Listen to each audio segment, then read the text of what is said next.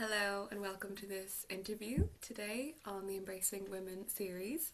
I'm Aisling White and I have the beautiful Louise Cloherty here to share her story and her thoughts and feelings and passion on supporting women. So I'm going to begin. Hi Louise, tell us a little bit about who you are and what brought you to this conversation. Hi, Ashton. I'm so happy to be on this call. I'll jump right in. So what brought me here was a bit of a winding path, but I gave birth to my first child a year ago, 11 months ago, and I joined the local mummy and baby support group called Networking Mums. It's run through the HSE.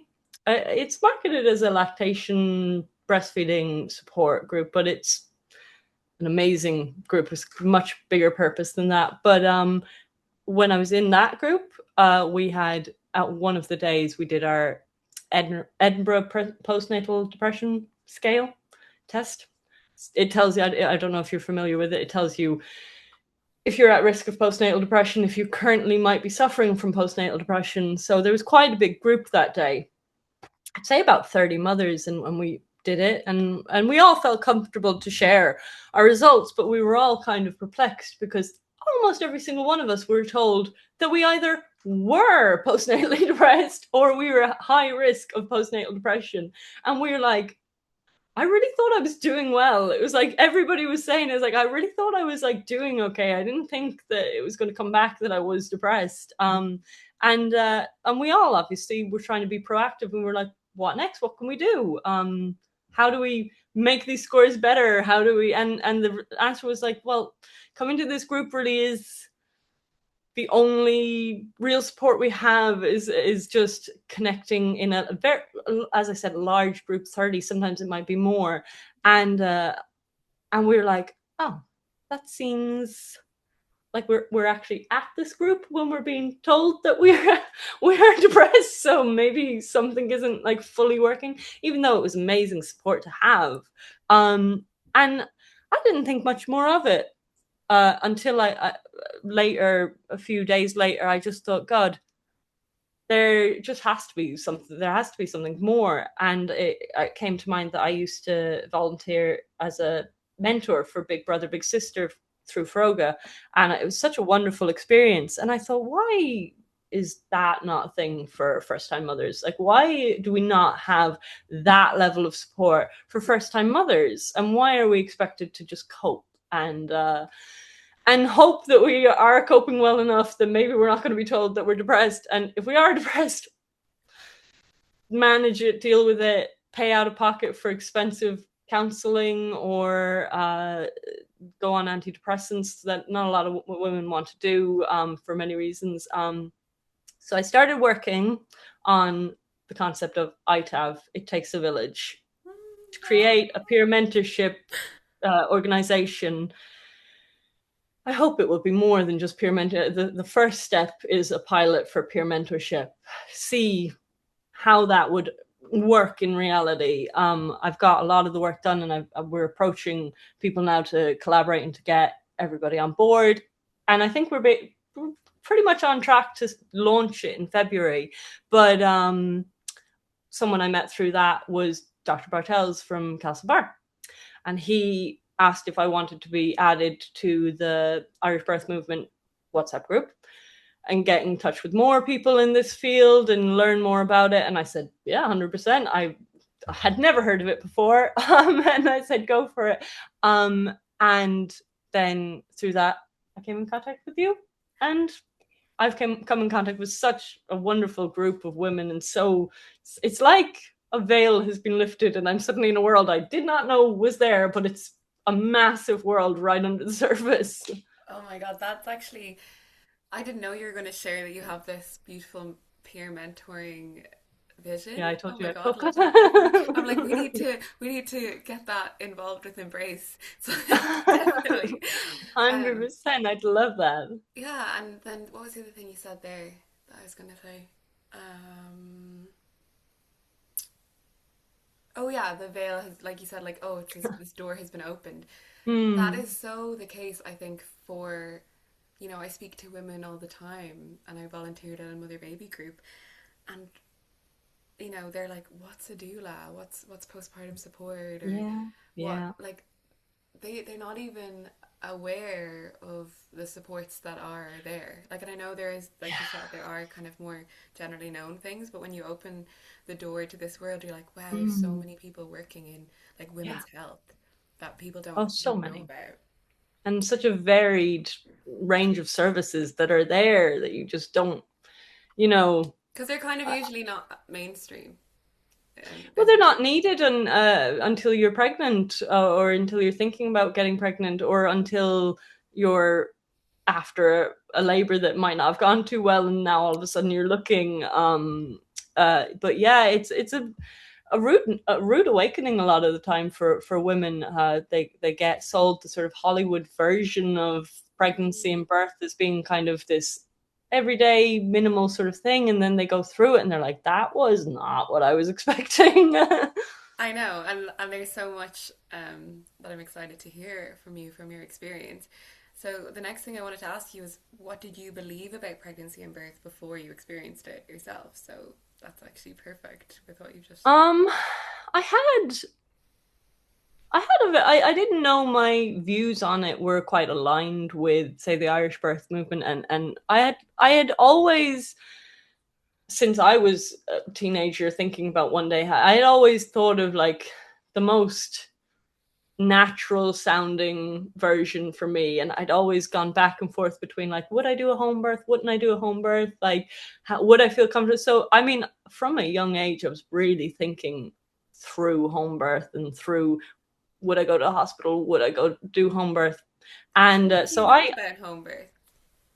I was a weird kid and I just watched a lot of this stuff on YouTube. I was really interested in all of it. Like you, I at one stage thought, would I do midwifery? But then I was like, oh my God, no, I can't do that. Like blood, stitches, hospital setting, in a institutionalized sort of setting thing. I was like, I can't do that. So I let go of that idea and just said all of the research was just for myself. So I really had a clear view going into pregnancy, that I didn't feel frightened by pregnancy or childbirth or anything like that. I don't know why I wasn't more frightened of childbirth, in fairness, but I was very just like, it's a natural thing. I had come to the conclusion that I probably didn't want to do home birth for my first baby, just because I thought, God, if anything went wrong in any way, even mildly, I would hate myself for the rest of my life. And I was like, oh, it was just something I felt unsure about. And I was like, I don't want to go into labor already feeling unsure about something. So I'd rather have like the extra security there, is what I was thinking. The extra support, also what I was thinking. But I Would really you like to regret. tell us? Yeah, would you like to tell us a bit about your birth? Yeah, I know. As I said, I don't regret being at the hospital. I regret the way the hospital is, pretty much. I do feel like hospitals are, they could be a very good and logical, you know. I mean, they didn't come out of nowhere.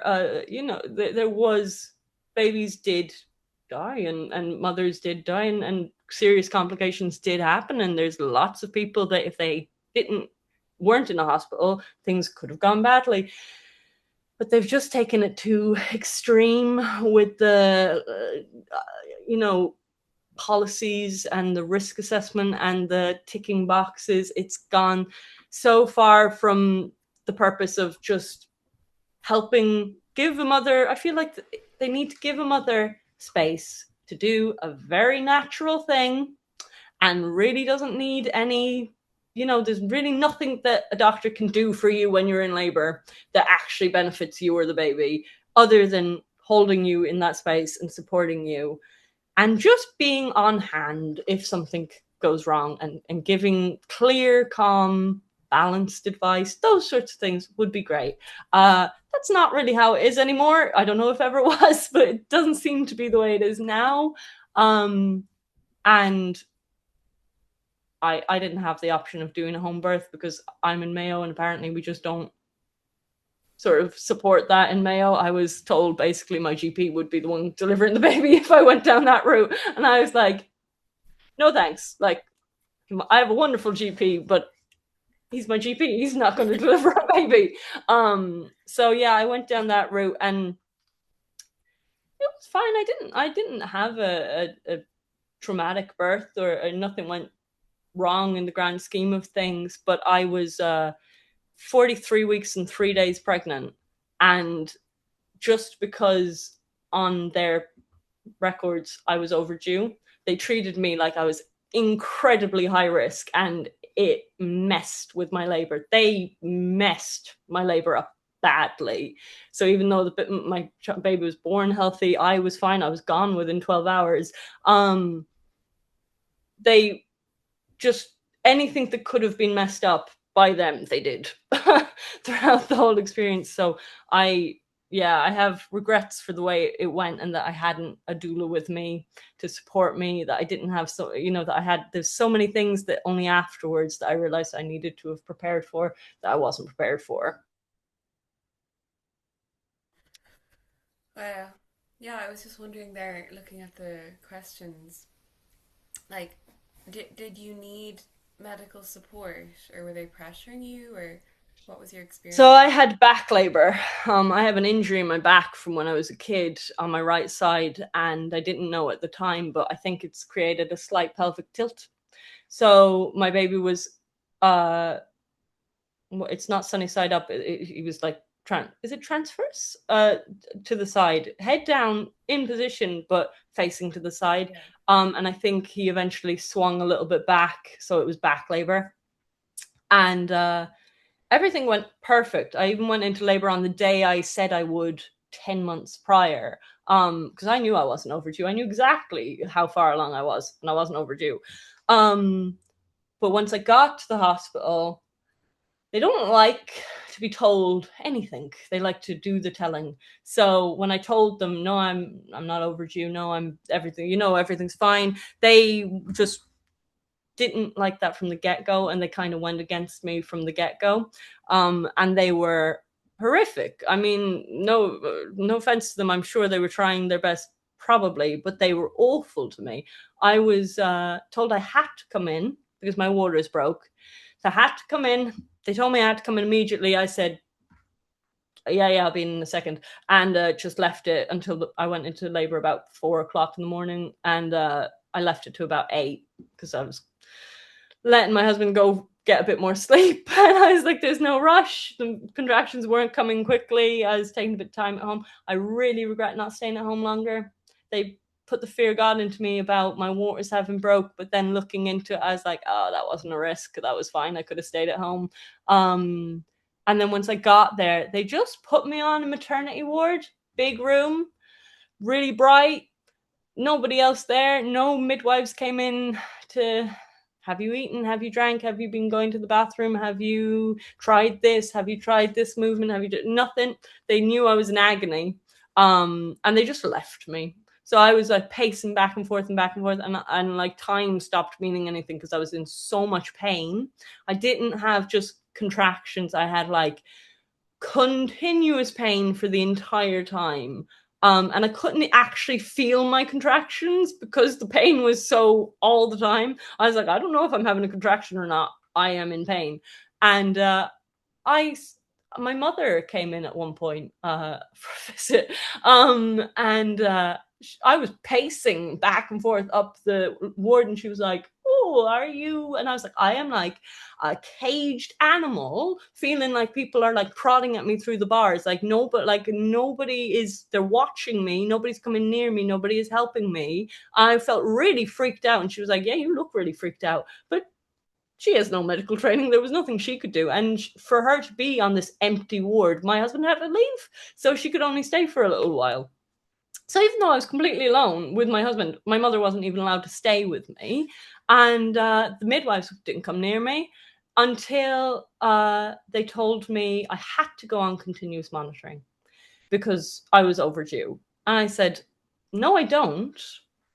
that's ridiculous. The doctor who was over me said I could go on intermediate monitoring, and they were like, okay, actually our intermediate monitor thing is broken. So apparently I couldn't have it on and walk around because it was broken. And I was like, oh, okay. And they were like, if we don't check and see if your baby's heart rate is okay, you know, you're putting your baby at risk. He could die. And I was like, right, okay, we'll just do the quick, you know, take a look at the thing, go for it. They left me there for 4 hours with the monitor on, and they kept saying that because I was writhing around in pain so much, it kept messing up with their monitor thing. So, and I didn't know I was having back labor at that point. I just knew I was in pain all the time. And I was like, maybe this is a normal part of pregnancy. I mean, they did say it would hurt, but I didn't know it would hurt this much.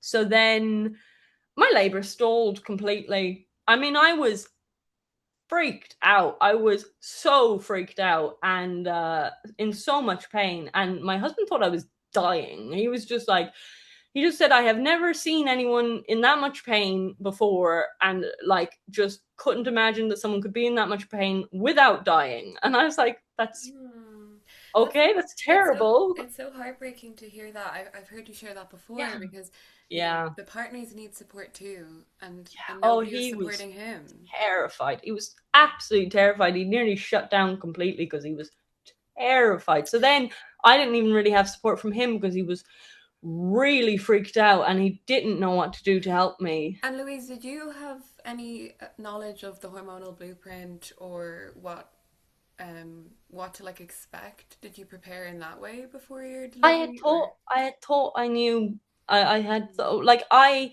thought I knew all of the things that I knew about, like, you know, baby's heart rate going down just before you go into the final stage of pushing. I had known about, you know, the sort of normal variables to expect, but the doctors didn't care. They, you know, what you'd say to them, you tell them facts and statistics.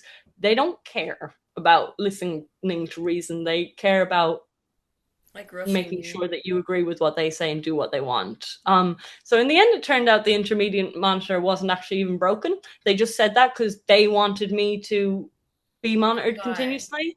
So they just lied to get me to lie on my back for 4 hours, and that stalled my labor. And then I was in so much pain, I had to agree to the gosh, what's the? It's like a painkiller injection they give you. Can't remember what it's Um, called anymore. oh, I can't remember the name. It numbs the contractions a little bit, and gives you like a little bit of respite. And by this stage, I was in labor for like at least a day. So It's I so just needed it. it's so sad that to hear the story of being left there. You know, you go here Yeah. and you're expecting to meet people that are going to really help you through this, and you were just left. Yeah. Oh, I was also shouted at, but when I had finally gotten to the stage where I was like, look, I'm in so much pain, my labor is not progressing. I need something to change. The only thing that they were offering was like, we can give you drugs. And I was like, I don't want an epidural because like the statistics of a C-section once you get an epidural are like really like high. And I was like, I don't want to do the thing that's going to lead me to a possible C-section. Like that's a major surgery I'd rather avoid. So I eventually agreed to the like lower painkiller on the ladder of intervention because I thought it might give me a bit of a reprieve to get a little bit further along in the labor. So I said I'd do that, and I was still in the maternity ward, and we were just about to go over to the labor ward so that I could get the painkillers and all of that. And someone came in and said, "Right, come on, you're going for your epidural." And I was like, "What are you talking about? No, I'm not." And they said, "Yes, you're getting an epidural." And I said, "I'm definitely not getting an epidural. I don't like needles as of just a starter there, so that's not happening." And some floor manager midwife from the hallway screamed into the room I was in, tell her she's not handling the pain well enough. She's getting the epidural one way or the other. And I was like, I said some choice words that, you know, I think were completely okay given the amount of pain I was in. So another person came in and said, you need to just go to the labor ward. I was still being told I have to get the epidural, but they were like, go to the labor ward and go into your room and we'll sort it from there. So I went in there and thank God met a lovely midwife called, I think she was actually a trainee possibly, or she was very young, lovely girl. And she like saw me come in and she looked like a little bit like, oh God, she looks like she's in pain.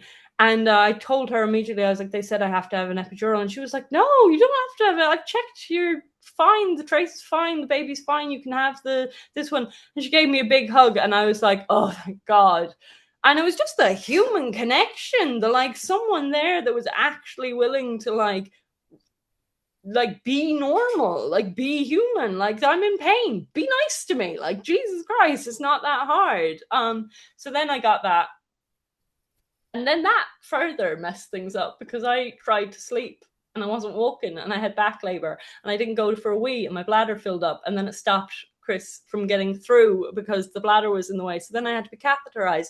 And then they lied to me and told me that if I was catheterized, they'd have to leave the catheter in. So I would have to be on my back. And I was like, but I'm having back labor. I can't be on my back. And it's in my plan that I want to give birth standing in a more like natural position to give birth. They're like, if the catheter goes in, it has to stay in. And if you don't get the catheter, your baby won't be able to get past your bladder. So you'll have to have a C-section. So I was like, well, if I have to get a catheter, then I have to get an epidural because I'm not going to be able to do it on my back. And they're like, oh, okay, let's do that then. And they were lovely to me. From that point on, oh, it was like I'd been transported into a different world. They were so nice. I was getting like just people coming in and sitting with me and talking to me and people, you know, having a little jokey back and forth with me. Just wonderful. I'd finally been beaten down to do what they wanted to do, got the epidural, and it was the best thing for me to do. There was no other option. And, you know, it was the only thing that was going to be offered that would get me a safe baby, safe birth, safe everything, was go along with what they wanted to do. But they coerced me so badly. I mean, the coercion when I was pregnant was bad, but the labor was coercion, lies, and manipulation, and I knew it at the time. I was like, how am I meant to feel safe here when I can't even trust that what you're saying is true because you're actively lying to me? Because by the time we were on the labor ward, there was suddenly a monitor that could be, oh yeah, no, we've got the monitor, it's right here. And I was like, I am 20 steps from the room you told me it was broken in. So yeah, it was irritating, is to put it mildly. Oh, thank you for sharing. And I know people Oh, for listening can sharing. definitely be grateful to hear because, you know, my program Embrace, we have guest speakers, and that's one of the biggest parts of it. I feel hearing the story of other women because, Yeah. you know, you can actually, you know, their lived experience will land in you differently than, you know, just reading a book, etc. And we need mentors, like you said at the beginning. We need women that have gone before us. I'm Mm. curious to know, like, what what I know you mentioned you would have liked to have stayed home longer, and I know Mm. your birth, you know, happened as it did, and that's totally okay. But what would have been more supportive to you, I suppose, and also maybe having another baby, what would you envision? Yeah, well, I actually came out of that thinking I'm not having any more kids because I didn't want to put Devin through it, and I didn't really want to go back into it. Was like thinking of going back to war. I was like, I don't want to do this again. But now I have started thinking, you know what? I think I could do it again, and I think I could do it better, and I think I could fix. As I said to Devin, I'm probably going to end up having triplets and needing a C-section. But I have a plan if everything goes normal. Well, the way it did before. I I definitely needed to do a lot more with Devin, with like him doing antenatal classes, really like detailed, and for a long, like not just when I'm pregnant, beforehand, to feel prepared for it so he doesn't ever have to go through that land again.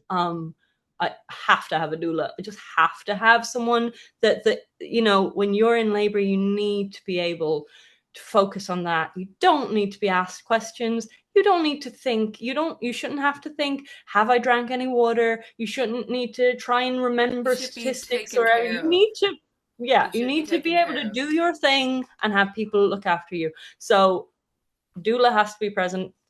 Devin needs his support to support me. And, I think this time, second time round, I won't feel as. I actually, one of the mothers I met through the group, she properly toured the labor ward and all of that, knew every single person's name off because she'd been there so many times, and she posted her birth plan ahead of her a few weeks before and rang them up to make sure that they had read her birth plan. And I was like, I love you. I think you're my best friend. I need to do that. I was like, whatever you are, I need more of that in my life. So I was like, yeah, and take charge. Like, you can take charge in your own pregnancy and your own labor, and they won't like it. But I think you need to really, like, from the get-go, like, let them know, like, this is what you're doing, and don't treat it like you get there and you have no idea who anyone is. You don't know, are you talking to a midwife, are you talking to someone that just works on the floor, a manager, who are you talking to? That would massively help if you were going down the route of going to the hospital.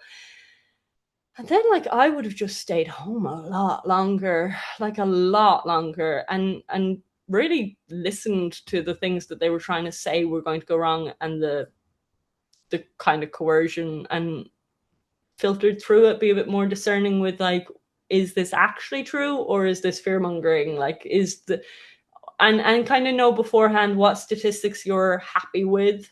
I know when I was pregnant, they kept trying to tell me that because I wouldn't let them induce me, that my baby might be stillborn because I was overdue.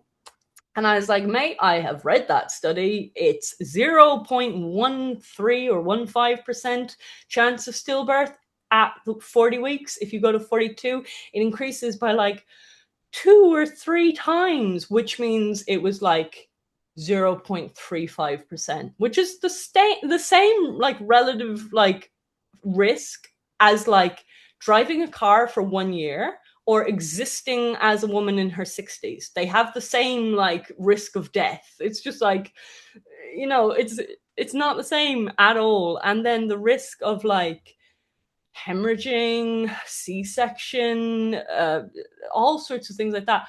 Those risks, like before and after induction, are like massive. Like, there's a 40% increase from before an induction to after induction of having a hemorrhage, and like having a severe hemorrhage is still much higher as well. And like, we're not talking 0 point, we're talking like 35%, like massive increases. So the statistics they give you, there are other statistics that they're not telling you about. Like, when they're saying you need to have a sweep, 1 in 5 sweeps end with them accidentally rupturing your water and needing to be induced properly and get the baby out. And like, they're guessing when you need a sweep by a study from the 1800s that is statistically wrong 96% of the time. That's your estimated due dates. 96% of the time, it's wrong. And that's what they're telling you that they need to do a sweep or an induction. It's crazy. I think I'd like to ask you to make a video on statistics for me and for the women who Yeah. come to Embrace, because it's not my strong point, but it is really helpful to look at the statistics. Mm. And like, it's scary. The way they word it is terrifying. And then if you hear one person say it and it sounds like, oh my God, my baby's gonna die, and then you hear another person say it and you're like, what are And you talking about? it's That's just, fine. I find when people talk about their hospital experiences, I just find it so heartbreaking because, yeah, the hospital has gone so far from actually supporting women. Yeah. Like, there are places, I suppose, in the world. I've seen like labor rooms where they have, it's almost like a gym with all Mm. these like different bars and things that Yeah. women Yeah. can hold, which looks great. Because I mean, it's just so the most basic person could understand that laying on your back is not going to support you to birth Yeah. your baby. So the fact that that's still considered normal and encouraged, and Insane. yeah, it really is brainwashing. And you know, Oh yeah. I've spoken to so many women that have left midwifery in the medical setting because of like the way that it's gone and all Yeah. these policies that they have to adhere to. And I know It's that very sorry. no, it's okay. It's I just know it's that they're very clear with the over. policies. It's the insurance companies. Like we all know what's happening here. The like people don't seem to understand how like when you're not in this world, they don't seem to understand that like it's a system and every single part of the system is owned by the same people and controlled by the same people. The hospitals can't run if they don't have insurance. So the insurance companies own the medical system. And anyone who says otherwise and thinks that that's just an American thing, it's everywhere. The insurance companies own it because if they won't insure the hospitals can't run. So the hospitals decide what the policies are. So then in education, then in Ireland, in the universities aren't going to run a course that will give you a midwife that won't be hired by the hospitals. So the policies that are taught in the schools, in the universities, are the policies that are set by the hospitals, which are the policies that are set by the insurance companies. So the insurance companies decide the trajectory of birth and they're influencing it, and you can see how they're influencing it, and anyone who has any bit of discernment can see that that is what's happening. And I actually feel sad sometimes when I see like younger girls going in and women going into midwifery with this genuine want to support and help women and to go into and it's like you're being taught primarily how to tick boxes and how to make sure to get the woman to agree to do what you want, which is what you're being taught to want by people who are setting the policies, who are people in suits and ties in an office that have probably never given birth themselves. Like, it's messed up, and that's just the way it is now. And I don't actually remember what I was talking about when I started that rant. No, Sorry. it's okay. No, it was beautiful. Thank you for sharing that, and the way you articulated it was brilliant because I just felt this sense of well, the reformation is happening, reform is happening. People are It waking seems up to to be. all that you're sharing, and that's why we're here talking now because I want to reach more people. I want people to listen to this conversation, and you know maybe they're aware of this stuff, maybe they're not. Maybe it's going to plant a seed, and they'll go away and think about this. You know, and Mm, my mission is that I want every woman to get to experience birth as the peak experience of vitality and power that it is. yeah. And to receive, I want all women, not just with birth, but and all beings, all human beings, to feel loved and supported and Mm, genuinely not feel alone in any threshold of life, in any period of life. And this reformation is really happening. And it's exciting.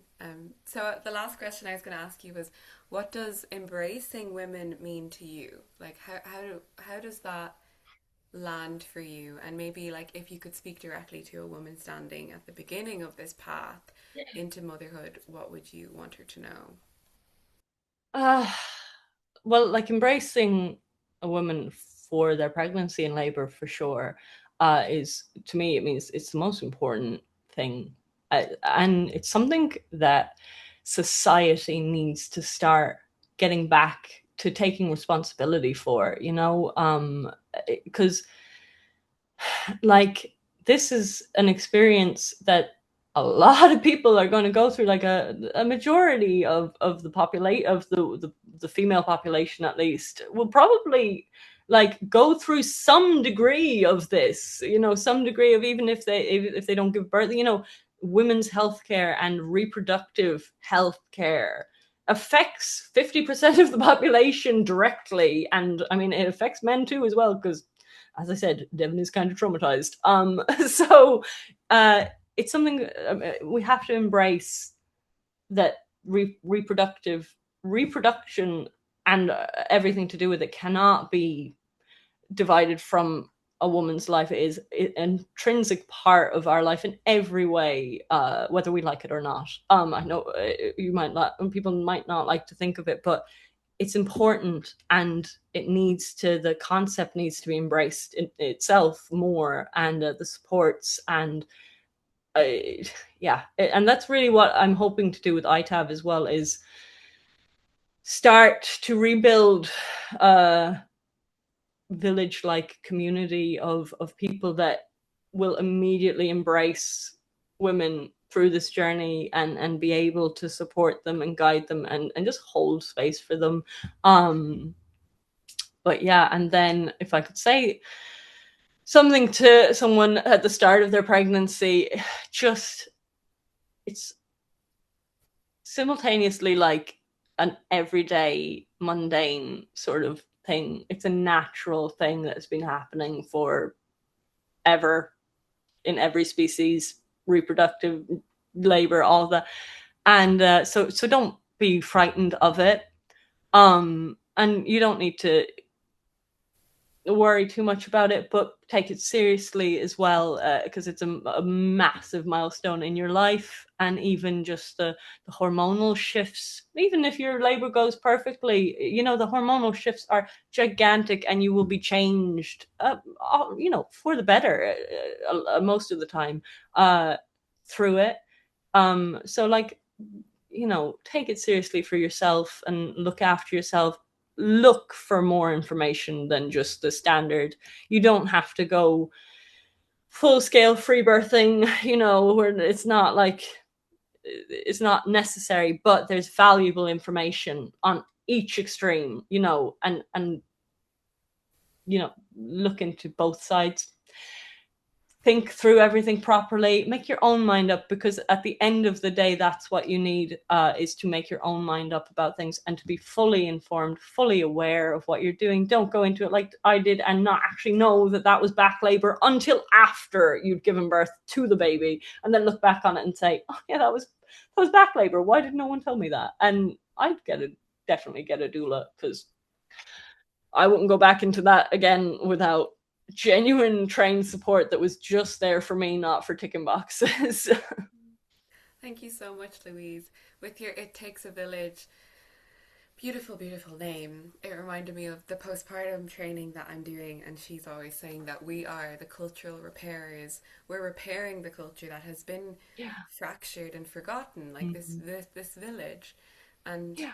as I hear you share, like, oh, I didn't know it was back labor. It's like there was no elder that was there guiding you. There was No. no one telling you this and holding that space for you. And here you are now, like, going to be helping so many more women. So thank you so much for building this beautiful mentoring Hopefully it vision. will. I can't wait to hear Hopefully it will about go it. well. No, of course it will. And I have heard of that big sister, big brother. I was going to do it as well, like years ago. Oh, I wonderful never experience. got to do it, but yeah, thank you so much, Louise. I'm going to stop the recording, You're welcome. It was and lovely to talk with you. I will send you um, the recording, and I'll upload this to YouTube. I'm sure people are watching it on YouTube, but anyway, Okay. okay.